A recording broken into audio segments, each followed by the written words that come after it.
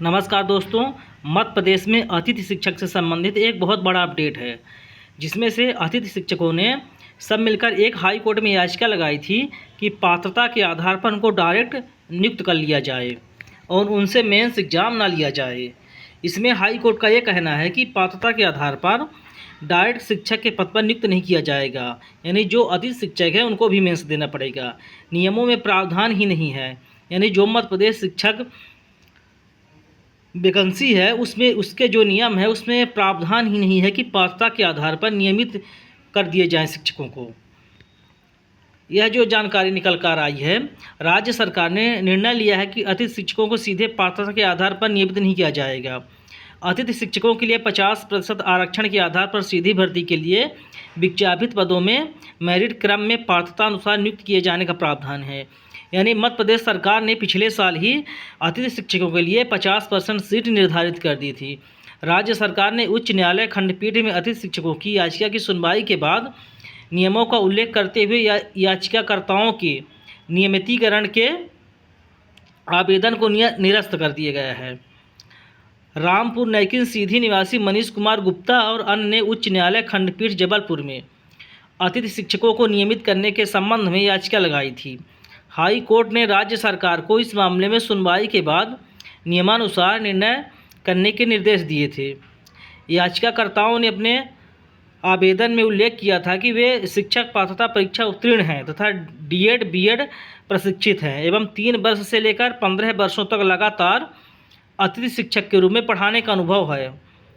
यानी जो लोग याचिका लगाए थे उनका ये कहना है कि वो डीएड बीएड भी हैं और प्रशिक्षित भी हैं और 3 से लगभग 15 वर्षों तक लगातार पढ़ाने का अनुभव है। अन्य राज्यों में भी अतिथि शिक्षकों को नियमित किया गया है। इस आधार पर याचिकाकर्ताओं ने नियमित करने की मांग की थी। हाई कोर्ट के निर्देश पर राज्य सरकार ने प्रचलित भर्ती नियम निर्देशों का परीक्षण किया। राज्य सरकार जो है नियमों को देखा और ये बताया कि स्कूल शिक्षा सेवा शैक्षणिक सेवा शर्तें एवं भर्ती नियम में सीधी भर्ती से रिक्त पदों की पूर्ति के अनुसार नियमानुसार प्रावधान है। शिक्षक भर्ती हेतु आयोजित परीक्षा में अतिथि शिक्षकों हेतु आरक्षण का प्रावधान है। यानी जो मध्य प्रदेश में अतिथि शिक्षक हैं उनके लिए शिक्षक जो एग्ज़ाम होता है शिक्षक का उसमें डायरेक्ट उसमें आरक्षण का प्रावधान है। शैक्षणिक संवर्ग अंतर्गत सीधी भर्ती के शिक्षकों के पदों के उपलब्ध रिक्तियों की 25% रिक्तियाँ अतिथि शिक्षक वर्ग के लिए आरक्षित की जाएंगी, जिसके द्वारा न्यूनतम 3 शैक्षणिक सत्रों में एवं 200 दिवस मध्य प्रदेश शासन द्वारा संचालित शासकीय विद्यालयों में अतिथि शिक्षक के रूप में कार्य किया गया हो। यानी ये कहना है मध्य प्रदेश सरकार का न्यूनतम 3 शैक्षणिक सत्र यानी 3 सत्र में कम से कम और 200 दिन आपको नियमित स्कूल में पढ़ाने का हो, पढ़ाना पूरा हो गया हो। परंतु अतिथि शिक्षकों के लिए आरक्षित पदों की पूर्ति नहीं हो पाने की स्थिति में रिक्त रहे पदों को अन्य पात्रताधारी अभ्यर्थियों से भरने का प्रावधान है।